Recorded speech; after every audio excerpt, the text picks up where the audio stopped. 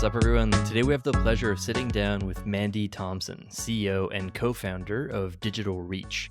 Mandy started her career plunging into entrepreneurship, launching an advocacy and consulting firm where she ran marketing and sales for 3+ successful years. She grew the team to 25 people and crossed 1 million in revenue in the first year alone. She later sold everything she owned and went out on her own, traveling the world as a digital nomad, freelancing as a copywriter and a web developer.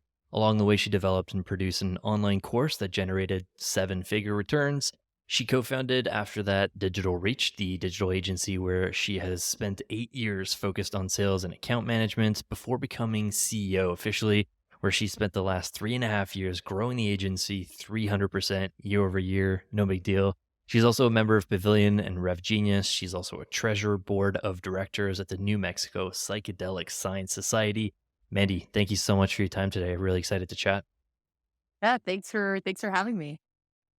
We've been doing some research on you. Watched a lot of your past podcast episodes. Had the pleasure of watching the recording from Mopsapalooza earlier last year, and I also went through a lot of your LinkedIn posts. And I wanted to start off with what I think is one of your most powerful posts, and wanted to chat about this idea of embracing your identity at work. The powerful post that I'm referring to, last year, you wrote about being an openly gay female founder. I would love for you to just talk to the listeners about this turning point that encouraged you to embrace your identity fully in the professional world. And for someone reading your post or listening to the show right now and they're feeling inspired to start embracing their full selves at work, what would be your first piece of advice for them? Yeah, that's a great question. And I think that for all of us, it's a bit of a journey. I guess especially then when we add on categories where we might feel mm, maybe not necessarily discriminated against, but whatever that piece of our identity is that oh, does this hold me back or does this count people to roll me out? And so the more layers of that you have, oftentimes the harder it can be to really embrace things, right? And so it's I choose to have a lot of tattoos. And so that's one thing I have to embrace.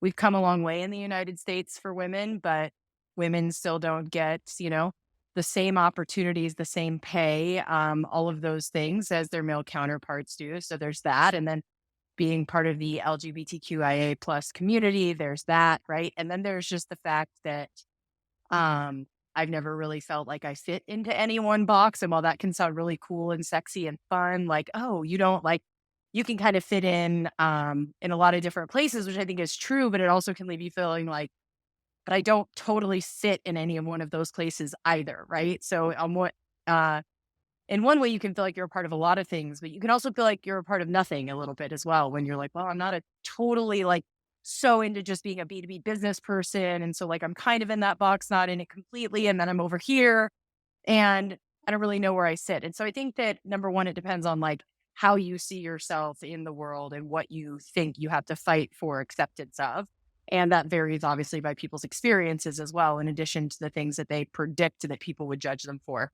So I think it starts with what's the most comfortable thing, because once you start testing the water, I think what you find, and we all find this, is that more people are like us than we ever thought were, right? More people have tattoos. Right now, you can't see my tattoo. Well, you can see the one on my wrist, right? But if I don't lift my hand up, you would never guess that, right? So we start to realize, oh, there are more people that do that. Like you mentioned in one of my roles, that I'm the treasurer of the board for New Mexico Psychedelic Science Society. I did a post last year about that and about the impact that improving my mental health through psychedelic treatment has had for me. And then I had a number of people reach out to me, and either people who themselves were experimenting with that and didn't feel like they could talk to anybody about it, or people who were curious and didn't feel like they could talk to anybody about it. And so I think that as we put ourselves out there and we get a positive response, then it's okay, well, let me put this next thing out there. And then you start to realize that, you know what, most people are pretty decent and they'll take me, for who I am. And if they won't, then, you know, probably weren't going to win that person over anyhow. So I think it is just kind of step by step by step leaning into it. But it did take time. When I was before the pandemic, we had been virtual and remote and digital nomading forever, but people didn't take it seriously, right? So, I mean, even the Right. pandemic, while it was awful in 99.9% of ways, it really did, right, for all of us in the workspace, whether we're a business owner or an employee. I think it helped to humanize how our lives are. And for me, it definitely legitimized the, different locations. Cause sometimes I'd be like, okay, I'm in Thailand right now. How can I not make it look like it's nighttime on this call that's at like 9 a.m. Central Time? Like, how can I, so I don't have to have the conversation with somebody about like, yes, I can do my job from Thailand because Thailand has internet, Thailand has desks, it has food and water, it has all the same things I need to be Mhm. productive in the United States. It has all of those, except, might have higher quality food, depending on your opinions on that. Easier access to fruit and vegetables. So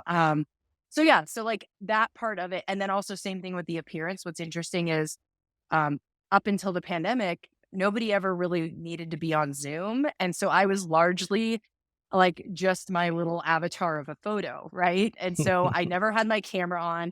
I had blue hair half the time and undercut. And like, then suddenly during the pandemic, people were like, oh, will you come on camera? And I'm like, ooh, like I haven't looked in a mirror today. I don't think I'm going to come on camera right now. But then like the pressure kept coming on. And so that was even a thing of like, oh, well, my physical appearance for so long has had nothing to do with my work. No one sees me.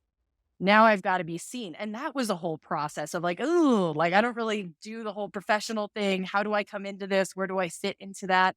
And part of that too is learning where to flex. The last thing I'll say on this, 'cause I know we're not just talking about how we show up, but I think it's really important how we feel to do our best work. My therapist talks to me about like the Venn diagram of like our professional self and our personal self. And I Mm. think keeping that in mind of like, there has to be a part of it that overlaps. Otherwise, we wouldn't be good people, right? Either we'd never advocate for ourselves in business because we're just being our nice personal self, or we'd be soulless people in business and forget our personal self and just be like, well, business is business, money is money, and I'm going to do whatever the heck I want without thinking about anything ethical or moral in the process. And so I think when we start to acknowledge there has to be a Venn diagram and that, like for me, when I show up to a big account in a new meeting, I'm going to dress nicer than I want to because that benefits everything to do that. And it doesn't mean I'm selling out on who I am. It just means that in that room, like they're just getting to know me. Let me not distract them with tattoos or whatever else about myself that might cause them to be like, oh, well, I'm not. And I don't think people should question about tattoos, right? But I do think that it does still happen. So it's like, in that room, what am I going to do this moment? And then over time, introducing people to more of like, here is the totality of who I am and getting to see more of that. So it's a long answer to that, but hopefully answered the question. I think it's a fascinating story. And, the idea of bringing your authentic self into the workplace and embracing it, and I hope you don't mind the segue of a kind of a question or maybe non sequitur is a better one. But like I go on LinkedIn and I see like the herd, right? The herd is all going the same direction. And as human beings, we're wired to story and embracing who you are and not just being like, a vanilla human out there on the internet. Like there's something passionate about that I think really draws people to these types of stories. But I think as a society, like we're so concerned with like, I don't know, if I'm thinking about LinkedIn posts, it's like hitting the algorithm. I better look the same as everybody else, or I won't have the algorithm, favor me. But like, shit, that's the wrong approach, I think. I agree with that. I think so too. And I think that it can be hard because, like you said, it doesn't always favor that. But I think if you lean into it over time, like you find your people, right? And whatever success you're looking for, whether it's, you know, you want people to notice you for new opportunities, whether as an owner or an employee or whatever it is, just building your network. I think that you don't have to win everybody over to meet your goals, right? And that's the thing to remember is like, okay, my posts have never gotten like, 1,000, 5,000 likes or anything like that, right? But like, I don't need that to reach my goals. You know what I mean? Like, that's not what I'm here for. And so I think it is keeping that in check. So it's like, you know what? The measurement is, was this helpful? Was it valuable? Was it authentic? If it was, if Mhm. only 5 people liked it, like, well, I guess those are my 5 people today and the 5 people who appreciated what I had to say, right? Because the reality is we're not, right? But I think when we Yeah. try to too much, when you see people in your feed who it's like, oh my gosh, how do they have 30,000 followers? Like, Yeah. you know, that's their vibe, right? That doesn't mean anything about your vibe just because it's not aligning as well with, or as much, not well, as much with a large audience, right? It might just be that your stuff's not showing up to the right audience. And so, Yeah. but I do think that that can play with your head a little bit when you're communicating out into, into the ether, right? We don't see how Mhm. people respond to what we say in the moment. We just publish it and I hope that it I landed. and I think your advice, like, it's just grounding, right? Like, be out your authentic self and trust in a way that your authentic self will reach and connect to other people. So, part of the why we're excited to talk to you. I mean, you bring so much wisdom, and we've looked at through your feed, obviously, as Phil mentioned, and what in the lead up of our chat, you gave us some interesting insight about running your marketing like an agency, like for in-house.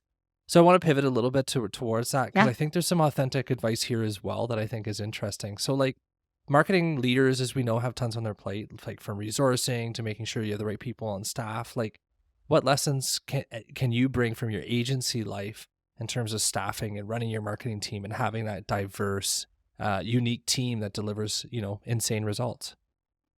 Yeah, absolutely. So I think where this is a really interesting one is that when you're running an agency, essentially you're running a bunch of marketing teams, right? And you're running, one person might be dedicated to three different accounts, but not all people are going to be dedicated to the same accounts or have the same resourcing. So it's quite a juggling of demands and resources across different contracts and people. And so for us to be mutually accountable, I love the term mutually accountable.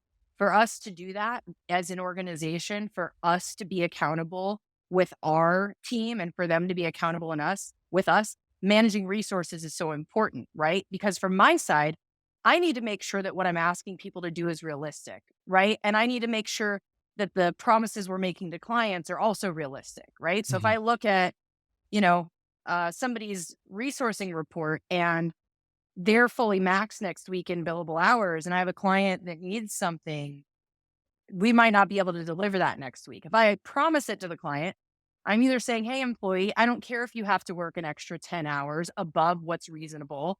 Or I'm saying, client, I'm okay with this maybe happening, even though we told you it would. And so internally, if you can think about it in terms of like, for everything we do, let's standardize how long it takes. Let's put it into, you don't have to, depending on the size of your team, we use a more advanced agency project management system like Teamwork. That's what we use. And I know there are a lot of other ones out there. So you might not need that complexity if you don't have a ton of different projects going on. But depending on the size of your company, you might. But I think having an honest look at not only like resourcing and what's actually available and realistic so you can prioritize, but also what's great is putting your team's rates in there so you can understand how much, your whims are costing you, right? And Mhm. you can track your timelines. And so it just gives you a better insight into performance. And I think it's especially important. I think this could be applied obviously to any department and any function. But marketing, as we all know, sitting here, is one of the most undervalued and underfunded parts of an organization. Although super crucial to revenue growth, oftentimes is that, I think it's because what we do is so complex and so involved that it's just hard for people to wrap their minds around it because it is really Mhm. complex and involved. We've all also been on the process of trying to educate someone on marketing. And it's like, well, what corner of the marketing world should we start from to talk about the million and one things that go into Yeah. making marketing a success? And so I think it's especially important for marketing departments to run it like an agency and manage your resources, allocate them, be honest about how long things take and the bandwidth you have. That way you can see things, like I said, like cost or frivolous things that are going on that are getting in the way of bigger projects where you can see, oh, we started this and we burned, 150 hours of resources, but it's not done yet. What stopped it from getting done? Oh, we had this thing come up and this thing come up. And those things were kind of low value. So basically taking our data driven marketing brains and Mhm. bringing that into a data driven running your marketing team brain.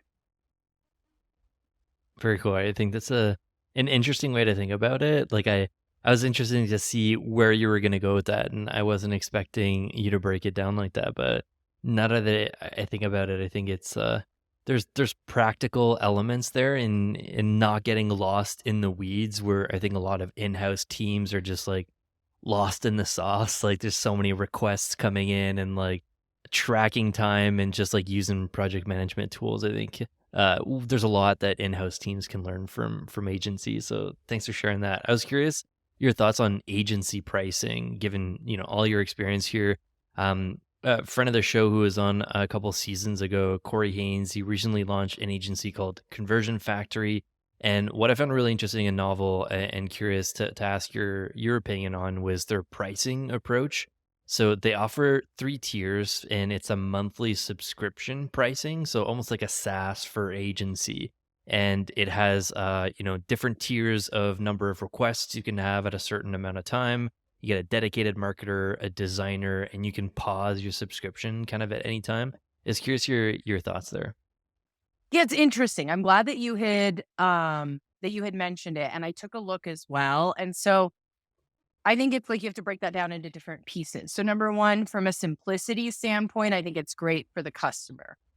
The other side of that though is that, I looked into like the extensiveness of their services. And I think that from my experience of managing marketing clients, I think that'd be a little bit hard over time with the value, so you really have to know who your ICP is, who's not going to be breathing down your neck around how many things did I get this month for that and where is my ROI? Because Mm, unlike any other service we provide, right? Because we're in full marketing campaigns, online, offline sources, the marketing operations and analytics and all that behind them, and then your overall CRM system and building that out. And what I will say is marketing related activities get the most heat and pressure. And I think that's because marketers get the most heat and pressure, their budgets get the most heat and pressure.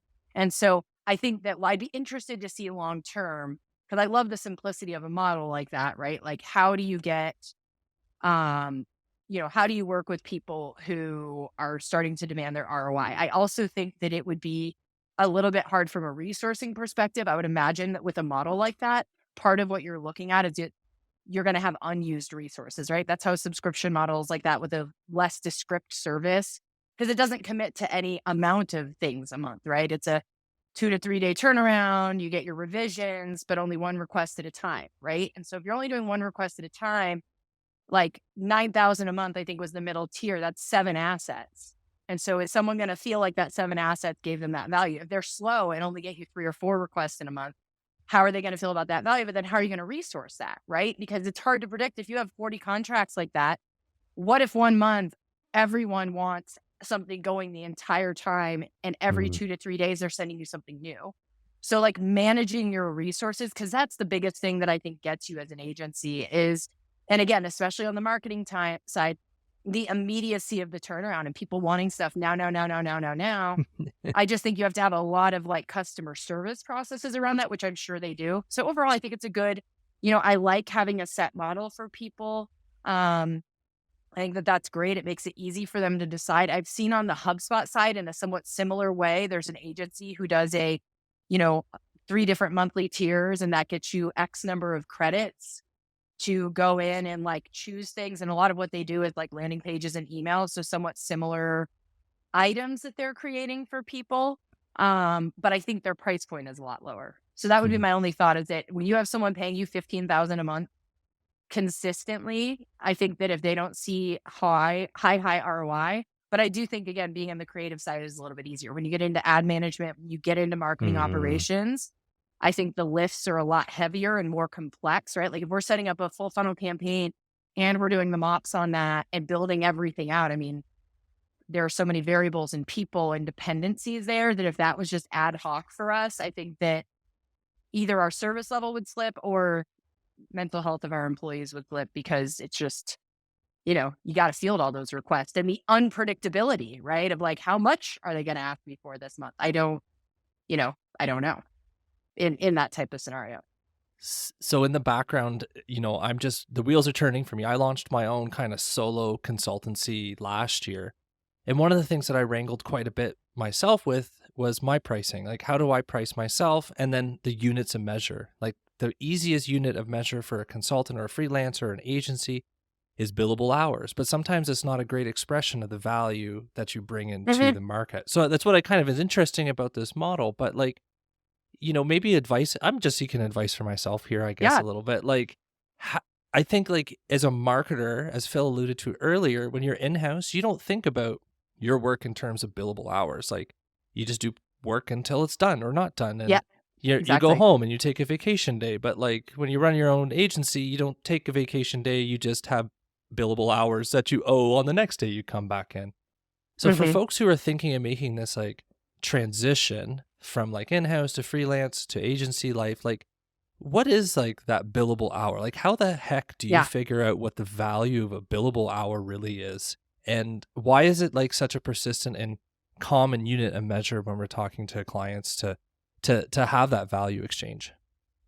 Yeah, I think that's a really good question. And I think that number one, I think it goes in phases, right? And so, number one, when you're first starting out by yourself, I think the very first thing you need to look at is as you're taking on your first couple of projects, what is my bandwidth and how much do I need to make, right? And making sure you're calculating for in that your self employment tax and all of these other things that are going to come out of that number at the end of the year, right?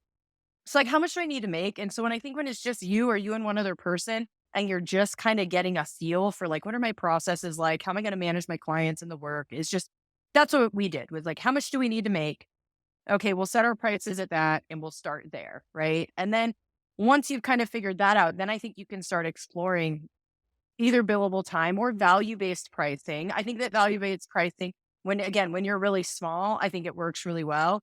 I think the bigger you get, I mean, I don't think you even have to get bigger. I think where billable hours are very calming and why it is so central is that it just helps to make things more predictable. For example, I know that if we hit 20 billable hours per person consistently every week that people work at our agency this year, I know that we will just about double our revenue, right? Like I know that. And I can look at every week how many billable hours. And the way that we set it up is you can't take hours that weren't given to a task in how we measure them. So you could Mhm. log 10 hours to a task, but if it was an 8-hour task in our reporting, you only get credit for 8, which Yeah. pushes people to tell us when they need more time so that we can sell that time.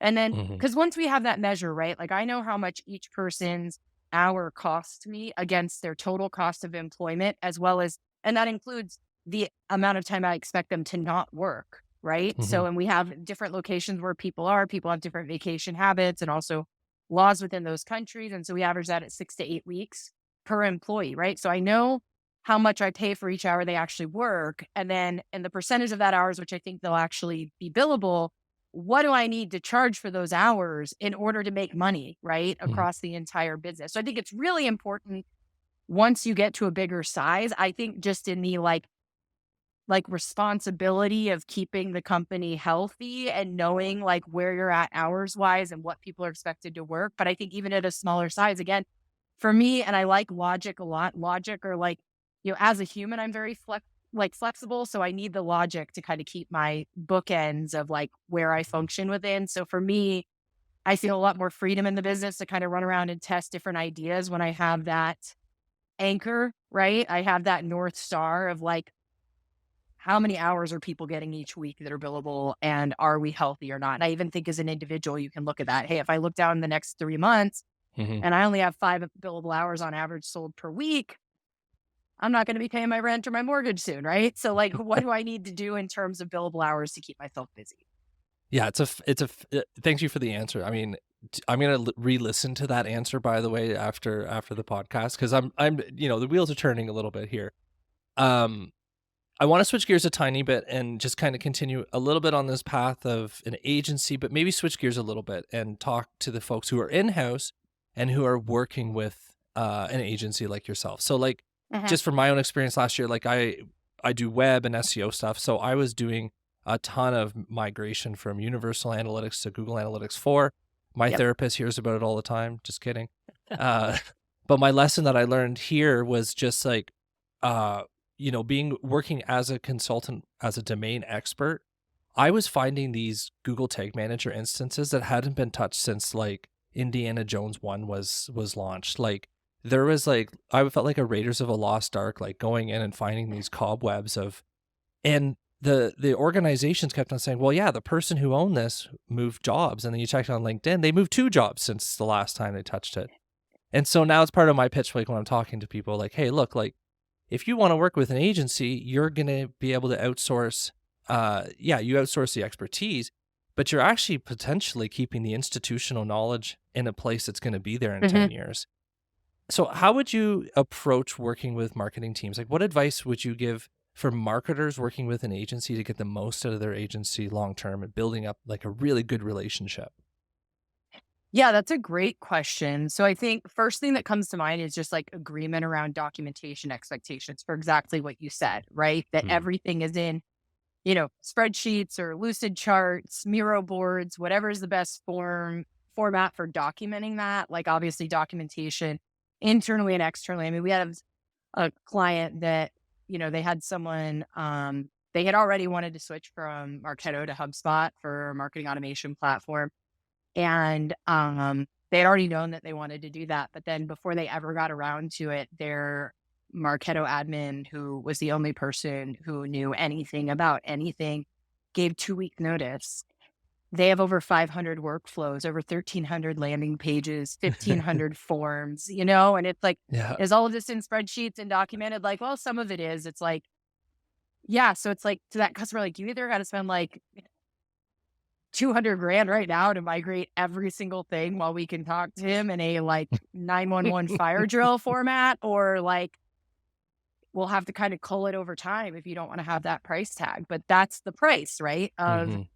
not being able to, and that was some months ago and it's still not resolved, right? And so that's where I think marketing, because when you don't have that documentation, right, you build up this amazing system, but then it languishes because that person left and you did not have the time for handoff, which is an interesting thing in US in general and something for all US companies to keep in mind in employment, right? Is like Mhm. we are not guaranteed any handoff time. Like our South African employees, because we're also incorporated and employed there, like they cannot leave without a month's notice. Like we Mm. have to get at least a month. And if we wanted to in contract, we could require, obviously they'd have to agree to that. We could require 2 or 3 months, right? Like I had someone I was recruiting over there for a marketing operations role that had a 3-month notice period to leave her job. And that is right. Her job also has to give her a big notice period to leave. We don't have that in our at will employment country. And so it is a very like you really need to document because you do not know. And then I think the other thing with an agency is just getting very clear on process. The number of times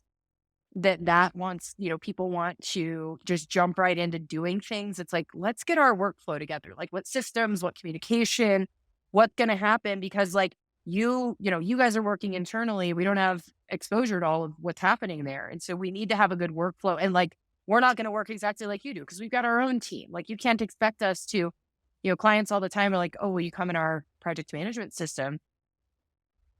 Usually no, because we work in a project management system. And if we work in a different system for every client we have, but then we also have to update our system, then some system will not end up getting updated. And that is Mhm. not going to work. Right. And so getting that workflow lined out, I think is really important. And I think the other thing, we fall into this a lot or used to, not as much anymore.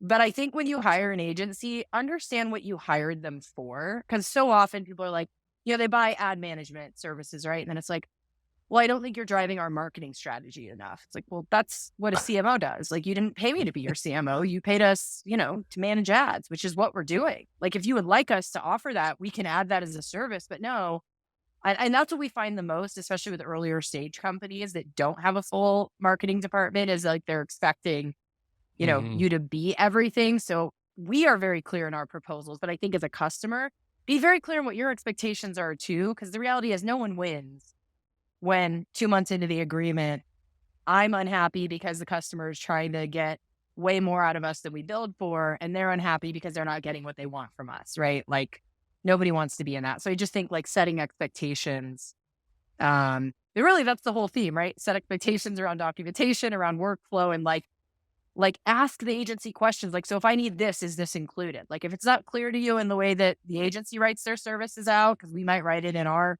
best way for measurement, like ask those questions so you can make sure it's all covered. And the last thing would just be like, be willing to pay for what you need, right? Like good Hmm. work does not come cheap or easy. And so if you want more, the last thing you want to do in a services relationship is try to beat people up over price. We had this buying process last year, and like we were providing the services. There was also a software sale. So we were in the sale with the software company as well, right?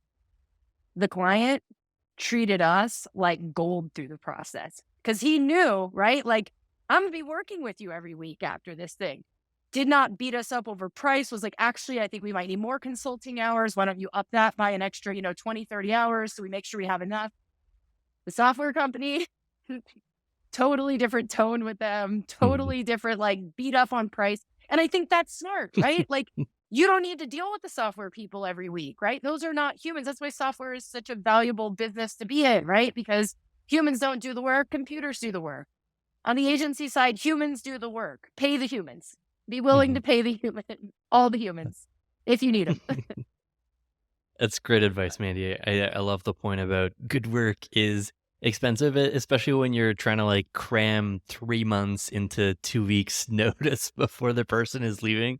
But I want to pull on this like documentation, especially in like whiteboarding, diagramming tools, because I know you're a big fan of this. You said you're a big fan of Logic, and you've actually joked. I think this was during your Mopsapalooza talk on running an A/B test on yourself, so like either jumping into the automation tool right away and like building something that's kind of fresh in your head and seeing what happens versus the B or the control test of it is building it out on a whiteboard or a diagramming tool first, taking the time to like think through it, all the steps, if this, then that, and then you build it in your automation tool. So would love for you to unpack that for the folks. Yeah, and that's an interesting one too, because I think it's also very behaviorally driven, right? Like we do psychometric behavioral testing on everybody that applies to work with us, and we know what profiles do well at certain things. And so I'll come back to that at the end. But I do think, yeah, so I have done tests and like with the oftentimes what I do, and this ties into the behavioral thing, is I like to just jump in because that's what motivates me is the idea of getting Yeah. something done. But then I'll jump into something, I'll get going, I'll be like, oh gosh, I can't hold all this in my head. I have to diagram it. Shoot. Or like I just ran into a problem. I got to draw it out. Right. So for me, my Yeah. path is usually I jump right in. And then at some point I have to back out and diagram. But for me, it's good to jump right in because that's what motivates me. If I had to diagram first, you know, it's good to know thyself, right? I might not ever get started because I'm like, yeah, but I just want to build things and I want to like test it out. I've got this fun idea. Let me just like jump in the tool. So, but I think for a majority of people and myself included, even though I don't like it, when I diagram things out, I build something better and it takes me less time, right? Like I talked about this last year at Inbound. I did a session on building an ATS, applicant tracking system within HubSpot.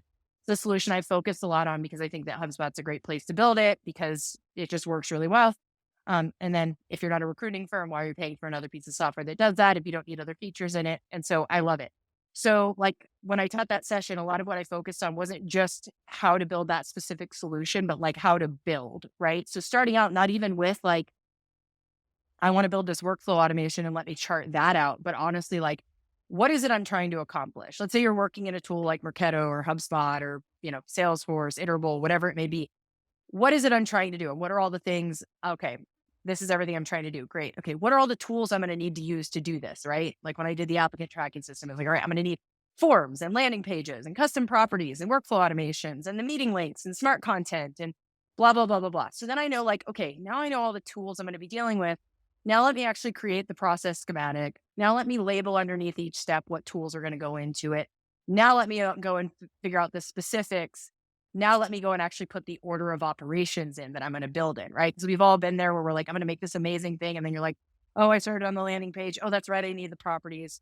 I need the form. Oh, yeah, I don't have the properties for the form. Oh, and then you're just like, you're spinning because you're not making any progress. And I think a lot of the behavioral types in marketing operations, the folks that are good, they're progress makers, right? And so it's like slowing down to speed up. So I guess to wrap that up, yes, I do think that some of us have a tendency to want to jump right in the tool. I think my experience has been documenting always speeds things up and makes it more efficient. However, if you need the jump start to just jump in because that's how you are wired, like don't fight that either because, as long as you have the discipline to realize like, all right, this thing is now bigger than me and I need to like, I need to do better with this, get there and document it. But I do, yeah, I live by Lucid. I think it's a great way to plan things. And especially like, so that handoff, making other people understand what it is you're talking about. Cause to all of us, when we have an idea or solution, it's super clear. Other people are like, eyes are glazing over, like, what are you talking about? And then you show them a picture and it's like, oh, yes, we're all on the same page now. This makes sense. Yeah, totally agree. I see myself in a lot of what you were saying there. Like I see the value in first drawing it out and like trying to think through all the potential like mishaps ahead of time, but like you still don't catch all of it until you're actually building it out and you're running QA on it or even like, fake test records on it. And then you see a couple of things that you didn't think of. So like it's always been a back and forth for me. Like the first diagram is never the end piece until you Yeah. actually build it, you see the results of it, and then you come back to it and tweak it. But it does get unwieldy, like especially like at Mousapalooza, the one that you built, combining Zapier and drawing that out on Lucid was pretty big, but I'm sure it wasn't the biggest one that you've built. But it was super cool. Like I wanted to give you kudos on making a live demo part of your talk because I find that incredibly brave. Most folks were just going through slides, but I was like, okay, Mandy's actually like going on and okay, wow, we're building stuff in Zapier live right now. So kudos to you there. But you walked through, so for the folks that didn't get to see it, it was a complex set of automations using Zapier and laying it out in Lucid first. But one of the steps that stood out to me that I thought was really cool was this idea of analyzing the sentiment of an email using ChatGPT and updating the lead score of that person based on the output from GPT. So based on that, and I'm sure there's like maybe some other ones that you didn't walk folks through, but like what are other Zapier plus GPT automations that you've built for clients that have blown them away maybe in a similar fashion as this one? Yeah, no, I appreciate that. And it was a fun solution. And that's another example of it. First, I just dove right in. And then I ran into the issue of you can't just update lead scoring inside of Zapier because that property has right, it has a different framework than a traditional like text write property. So that was when I was like, okay, now I have to draw this because now my solution needs a little bit more to it because I can't just update this. I actually need to create another property that's updated that will then update lead scoring. So I need a plan for this, right? So, but yeah, another thing. So something that we're actually working on right now for a client or a political action fund.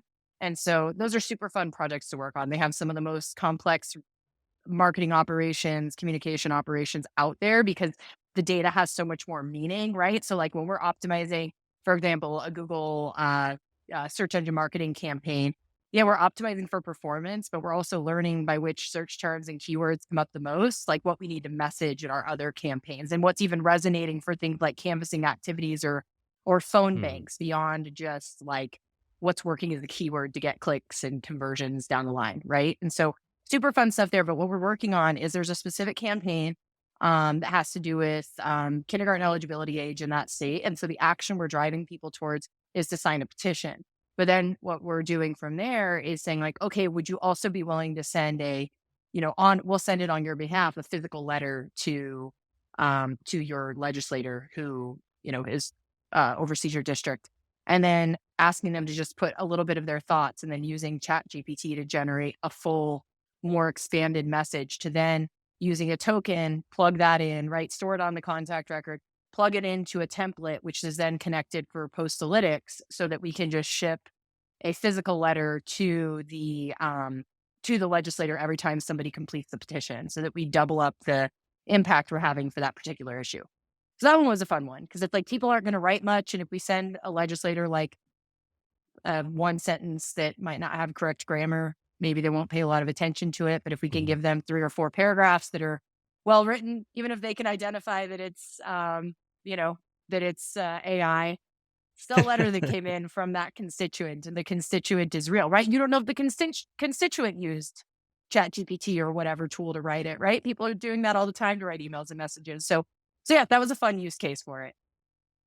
I, one of the things I love hearing about, like when we're talking to folks, like you just blew my mind a little bit with your use case on GPT. Like I've been using GPT for a year, like 8 hours a day, way too much.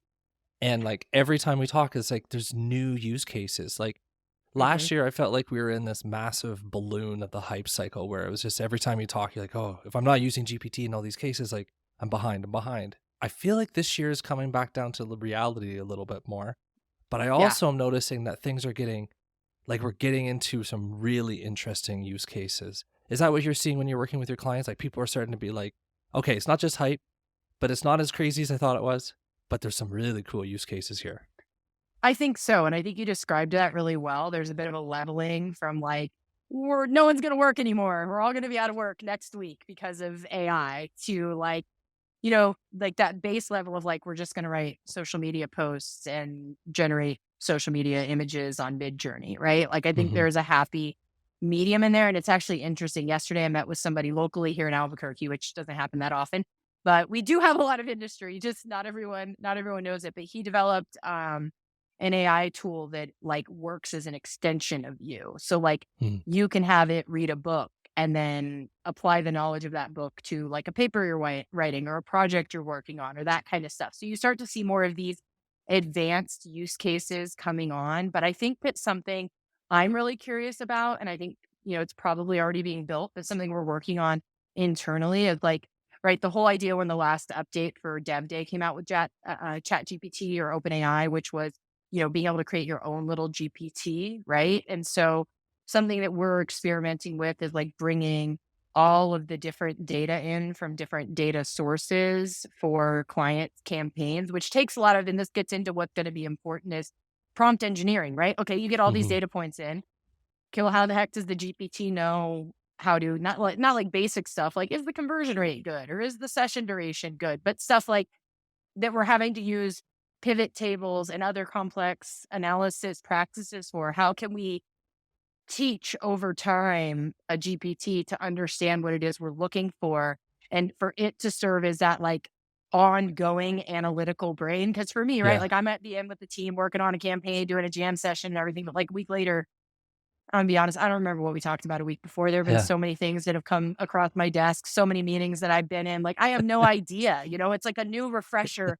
Not to say it doesn't pick up quickly, but right, like I don't remember it all. So like, but a GPT can, it can remember exactly where you Hmm. left off and what you were looking at. And so I think there's going to be a lot of, because I think that's one of the hardest human processes in marketing, right? Like we all talk a lot about data, we collect a lot of data, we visualize a lot of data, but the decisions we have to make and that we have to live with that we make are hard, like what is going to make the biggest impact? Like I think I Hmm. know, but like there are kind of infinite variables to knowing, right? Like my brother-in-law does, data science work at Mindshare and they're building custom algorithms for Yeah. companies, right? Which is essentially what we're trying to do with AI. So I think that really what's happening is like we can kind of train these algorithms on our own without having to know how to write them Yeah. for our non, Fortune 100 brands of the world who can't afford custom algorithms from companies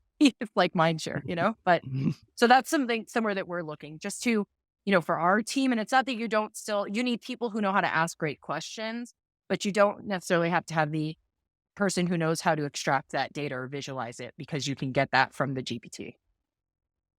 Very cool. Love the way that you broke that down. There's yeah, so many use cases that keep popping up that you hear about. We've had a lot of guests on the show that share some cool use cases. So yeah, thanks for sharing that. We talked a little bit about lead scoring and how you use the ChatGPT to kind of analyze the sentiment and tweak the lead score there. Something you also wrote about that you're big on is intent data and combining intent data with marketing campaigns and first party data and third party data. I think you'll agree that this intent data isn't perfect though, and in my opinion, it's actually far from it. So I'd love to get your take on this, like just like maybe arguing both sides. Um, the blind spots with intent data for me, and knowing about them, are they worth the investment in the first place? And so I'll give you my arguments and then Yeah. curious your take there. Like personally, I don't ever use review sites like G2 Crowd. And not because I don't like the team, but like I think you could say stuff about their practices and how they reward people to do reviews and stuff like that. But if I'm looking for a tool, like I'm probably going on a Slack community or I'm asking colleagues and people that I trust about how they've used that tool or like if they have suggestions or stuff like that. I work remotely, so when I'm browsing vendor sites and looking through documentation, they can't reverse my IP to match it to a company name, at least not easily.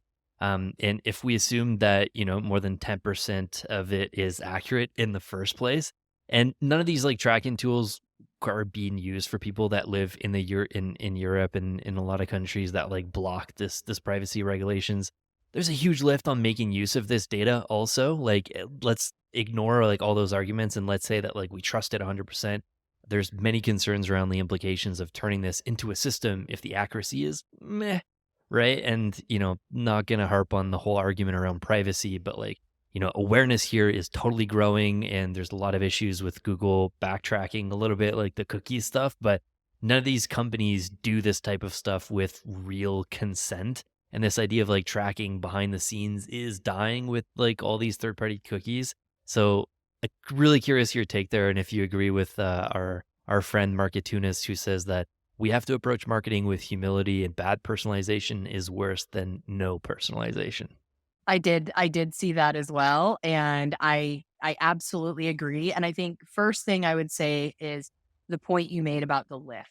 I think if you are wanting to use intent data, you have to walk in like, let's pretend that it's good or has some value. We'll start there and then kind of talk about, the accuracy, the lack of transparency on like, every time I have a conversation with one of those providers, I'm like, okay, so first party publisher sites. So you're saying that these sites are telling you who visits, like, and how do they know like, just what, like, where is this all tracking down to, right? But let's pretend that the data itself is not a problem. We have to be honest about what the data gives us, which if you've ever looked at intent data, for anyone who hasn't, right? Like I've worked with Bombora, for example, for ads a bunch, and it's, a gigantic spreadsheet of like 6,000, you know, uh, categories, taxonomy terms that you need to look at that are none of them usually spot on for what your customer offers, Yeah. right? So understanding that it's kind of like when you're making an SEM campaign, like keywords versus like search terms, right? Like it's a bunch of keywords. Like who knows what the search term is attached to that keyword when you extrapolate that out. And so I think that knowing that, it doesn't mean that there is no use. And obviously there are different sources, but I think that you have to be honest with yourself about what it tells you, which is for companies who we can track across their domain, and we have that capability based on how their networks are set up and whatnot, like they might be looking for something similar to what we offer, right? Like that's what you have to go into it with, is they might be interested. So one of the biggest mistakes I see is people going directly to like mid or bottom funnel. And like I think you can float those people in a mid funnel audience, but I think you also need to put them in a top funnel audience, and you need to test and see where they're actually at, and don't assume that they're in the consideration stage just Yeah. because you have that data. So I think that's the first thing. And then you have to operationalize that. Like what's going to be the measurement? You need to decide at what frequency do I remove them from this audience because they are not actually at that stage or they're not actually interested at all. And so I think that's the first thing, is like know what it is and what it is not, and operationalize it, and know when to like how that's going to impact how you're putting people into different ICP tiers, and when they surface the sales based on all of that. So you have to operationalize all of that into your overall marketing system, or else I think it's going to be really hard to know if it's working or not, and to treat it appropriately if it is in fact working. And what we all know sitting here is that very, very, very, very few companies, such a small percentage, have their marketing properly operationalized. It's kind of like we were talking about earlier with running your marketing team like an agency. They're under resourced. And especially in marketing operations, we see this all the time. Like people want all the shiny things, but they don't want to invest in the headcount or the outside help, whatever it's going to take to have it. So I think that's probably the biggest blocker for most people from using it. But then I think that what you have to do, like you mentioned, is test it. And then, like, are you actually it's going to increase your audience cost quite a bit, or you're paying for it separately on a totally different platform, right? And so are you actually getting more conversions, right? Is it speeding up time to close? Is there any impact in that? Which again, ties back to the first point. You have to have that system to know if it's working. If you don't have a system to know if it's working, I would recommend not spending the money on it. But then I also think you have to remember is like, that's not all that you need, right? And so I think there's a lot more power in using, like audiences from like LiveRamp or the other audience services that just get you more data about the people you're targeting than you're getting from the platforms themselves natively. So I have more value in that thing, like install data, right? Like I think that's super helpful. Hmm. Obviously, if you have, like we had a client where, one of their big selling points was the integration with Zero. So it's like, yeah, Yeah, knowing who uses Zero, who's also for in the sure. right industry and all these other targeting parameters, that actually really helps us because that's a low hanging fruit win for them as they're kind of making their name in this particular space. So yeah, like you said, I think it's layered. You've got to put a lot into it. And again, I think that with the move away from third-party cookies, again, that's going to bring a big question in that whole industry around like, so if it's your first party cookie, but you're selling me the data and it's not even your first party cookie, it's the publisher's, like, Yeah. how is that going to be regulated and adjudicated as far as like you can or cannot do this, right? Like, Oh, it's a black box. Don't worry about it. yeah, exactly. And the worries are, which I think is a good thing, right? I do think as much as, we all loved the golden age of marketing where we could have like every view through window for 30 days of an ad and like we could attribute everything within an inch of its life. Like that all came at a cost too, right? Like, and also like marketing wise, we all kind of, I think, focused on what we could, capture and didn't focus on the things that we couldn't easily capture. So I think it made us a little bit like singularly focused in marketing and forgetting about other tactics and channels that might not be as, to the click measurable, but are still very valuable for our overall efforts. But also just like what's happening with all that data and how are we, Mhm. using that data on like children and teens and even like our Yeah. individual selves, because like we're all learning, we all like to think as humans. And I think especially in American culture that we are so in control of our minds and what we think and what we do.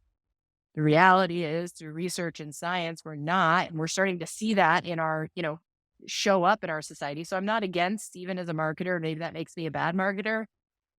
I wouldn't have a problem with that stuff going away for the kind of greater good of society, in my opinion. Like less is more, I think, in this case. Less is more. Marketing worked for Yeah.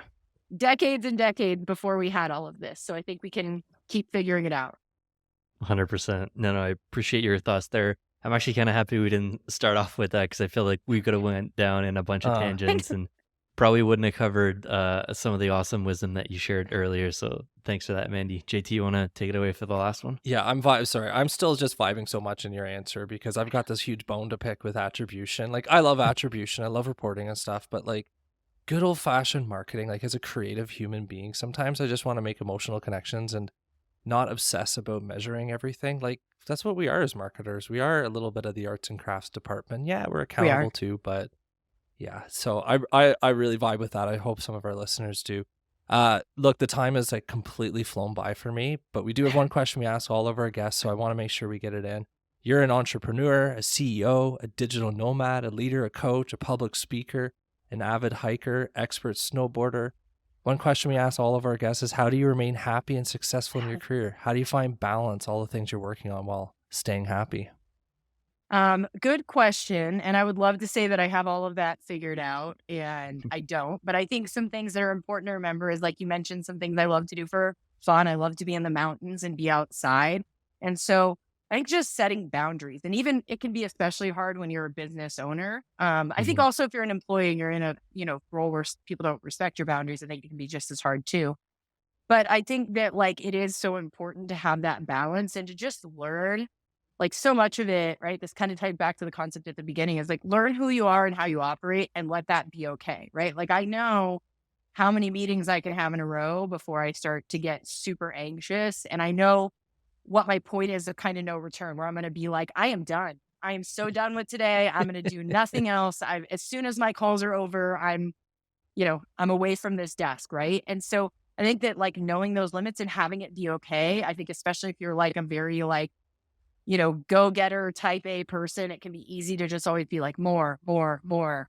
But, kind of like with the marketing thing, less is more sometimes. So I think that just being very honest with yourself and kind of like with your identity, getting used to being like, I'm going to be, we're going to Italy to go snowboarding in March. And I already have it in my signature for all clients and everyone like, March, Nice. this date range, I'm not going to be around. So like, I'm telling you now, don't try to bother me. I'm not going to answer you because I've got to be well also. And then not let other people's idea of well impact yours, right? Like we have clients or people we work with that never take holidays off. I'm like, that must suck. We take holidays here. Like we Yeah. love our holidays. We take them. We have people all over the world. So there's holidays like every week that we're like observing through different team members. But like, and I think that's like staying, also not only taking time off, but doing things that really fill your cup. Like it would be so easy some weekends to be like, oh, we'll just go to the brewery on Friday and just kind of like putz around on Saturday. And it might be more work to drive up to Taos and go snowboarding, but it's like, yeah, but I feel so much more fulfilled when I have that busy weekend and I'm out in the mountains and I was totally in the zone out there, doing Mhm. my thing.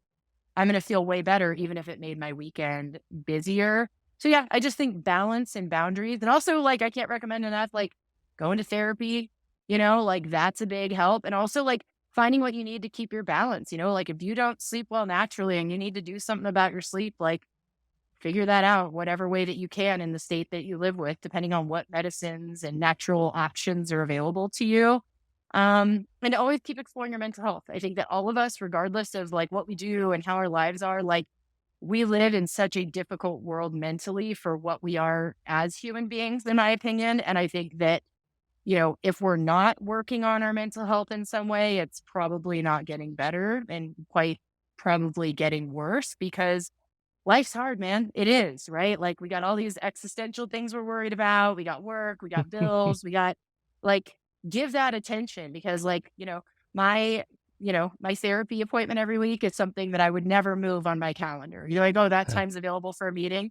No, it is not. That time is absolutely my time. So I can have someone else tell me, like, you know, give me another perspective on the way that I'm viewing things. I can only see it from, the way I can see it. Such an awesome answer, Andy. There's, yeah, so much wisdom in there. It almost takes me back to your initial point about the Venn diagram between like your personal identity, your work identity, but then like there's almost another circle there about your mental health and like prioritizing that piece of it. And yeah, so powerful. Thank you so much for sharing, and thank you so much for being here. Appreciate your time and all the stuff you shared, folks. Super grateful for it. We'll share out links to your site, and folks can follow you on LinkedIn because there's a gold mine of resources and posts out there. I'll be one of those 5 people liking your posts. So appreciate all you're doing Yeah. for the community. Thank you so much. Yeah, I appreciate y'all having me. You prepared, like, had great questions, and I also cannot believe that an hour has gone by. Wow, this was fun. Yeah. Yeah, amazing. Thanks again.